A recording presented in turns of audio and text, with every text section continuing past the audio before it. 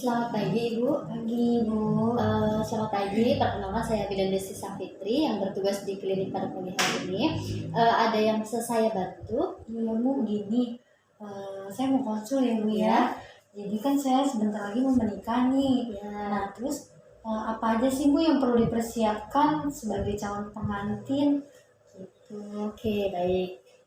Saya akan menjelaskan ya tentang pernikahan. Pernikahan itu adalah janji suci antara perempuan dan laki-laki, seumur hidup sekali. Jadi nggak bisa buat main-main ya Bu. Harus benar-benar dari hati, dan kalau misalnya benar-benar siap ya.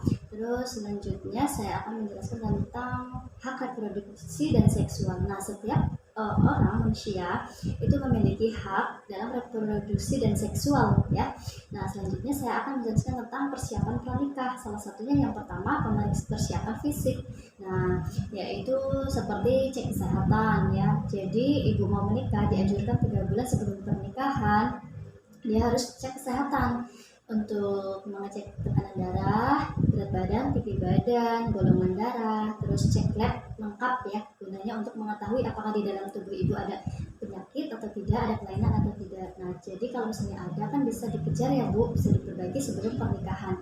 Nah, selanjutnya ada persiapan gizi. Jadi kalau misalnya ibu mau menikah itu harus makan makanan yang sehat ya, harus diperhatikan karena itu akan berpengaruh pada anak yang akan dikandung ibu. Nah, selanjutnya ibu harus screening imunisasi TT. Nah, biasanya kalau orang mau nikah itu dianjurkan 1 bulan sebelum pernikahan, gunanya untuk mencegah tetanus ya. Nah, selanjutnya ibu harus menjaga alat reproduksi ibu, seperti ibu rajin mengganti celana dalam, terus cebok dari vagina depan sampai belakang ya.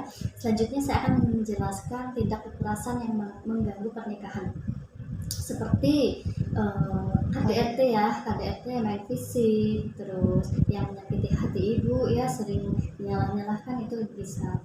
Nah, terus selanjutnya saya akan menjelaskan tentang kesetaraan gender dalam rumah tangga. Jadi di dalam rumah tangga walaupun laki-laki sebagai pemimpin, tapi gendernya itu sama ya Bu, sama-sama memiliki hak. Jadi suami istri itu harus sama-sama melakukan hak dan kewajibannya masing-masing ya. Selanjutnya saya akan menjelaskan tentang organ reproduksi perempuan dan laki-laki. Nah, organ reproduksi perempuan itu ada vagina, ovum, ovarium, ya, tuba falopi. Begitupun dengan laki-laki itu ada penis, ada uretra, ya, ada skrotum ya. Benar. Nah, selanjutnya menjaga kesehatan jiwa ya. Jadi ibu dan suami itu nggak boleh stres ya, harus senang, boleh jalan-jalan atau melakukan hal-hal yang positif. Nah, selanjutnya saya akan menjelaskan tentang kehamilan. Nah, yang pertama metode kontrasepsi untuk menunda kehamilan itu ada banyak ya Bu. Ada pil KB, ada suntik KB, ada implan, ada IUD ya, ada kondom juga. Selanjutnya ada proses kehamilan. Proses kehamilan itu sel telur yang telah matang yang dibuahi oleh sel sperma. Nah, tanda-tanda kehamilan pada umumnya biasanya ibu itu akan mual muntah, terus pusing, ada bercak darah, tes garis 2 ya. Terus selanjutnya ada ibu harus memeriksakan kehamilannya sekarang 9 bulan.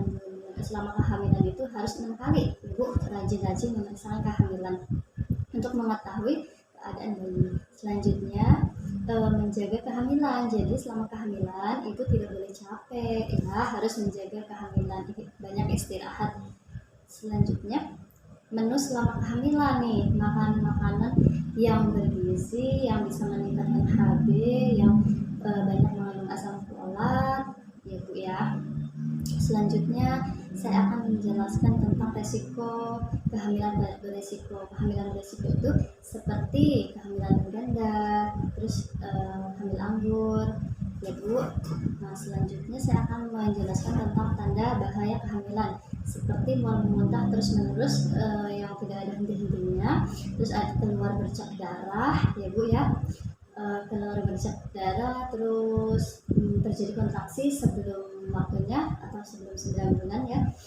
Nah, Terus selanjutnya saya akan menjelaskan tentang kondisi emosional ibu. Kalau misalnya emosional ibu naik turun itu masih normal karena itu berpengaruh dari hormon ibu ya ketika hamil. Selanjutnya saya akan menjelaskan tentang P4K atau P4K atau program perencanaan persalinan dan pencegahan komplikasi. Nah, biasanya ini ada di buku kehamilan ya. Buku kehamilan yang stiker itu bisa ditempel di pintu atau di kaca depan rumah. Gunanya untuk agar orang-orang tahu kalau misalnya ada ibu hamil di rumah itu ya. Karena biasanya kalau ibu hamil itu akan diutamakan ya dari studi penyerapan untuk proses persalinan dan rencana pertolongan persalinan. Nah, selanjutnya saya akan menjelaskan tentang persalinan. Persalinan itu adalah proses yang terjadi ketika bayi akan keluar ya, ditandai dengan mulus-mulus, lebih sering keluar air-air atau darah bercampur dengan lendir ya. Nah, selanjutnya perawatan pasca persalinan. Kalau misalnya ibu dijahit, ibu harus rajin mandi, dibersihkan kakinya juga. Begitupun kalau misalnya hamil normal ya, itu harus menjaga kebersihan vulva hygiene ya. Nah, selanjutnya saya akan menjelaskan tentang IMD dan manfaat pemberian ASI. Nah, ASI itu sangat bagus ya untuk kekebalan bayi, apalagi ASI yang masih pertama tuh yang kuning atau kolostrum itu jangan dibuang ya bu, karena itu bagus untuk daya tahan tubuh anak. Selanjutnya saya akan menjelaskan tentang IMS dan HIV. IMS dan HIV adalah penyakit seksual yang menular yang bisa tertular dari jarum suntik, dari hubungan seksual juga bisa ya bu. Jadi jaga pergaulan. Nah, selanjutnya saya akan menjelaskan tentang kanker dan deteksi dini. Jadi itu gunanya di cek kesehatan untuk memeriksakan kanker ya dan deteksi dini, dan boleh sesekali ibu memeriksakan ke fasilitas kesehatan. Selanjutnya tentang kehidupan seksual suami istri. Jadi ketika nanti ibu menikah, ibu dianjurkan atau lebih baiknya sih hubungan suami istri itu 1-4 kali dalam 1 minggu ya. Apakah ibu sudah paham? Apakah ada yang perlu ditanyakan bu?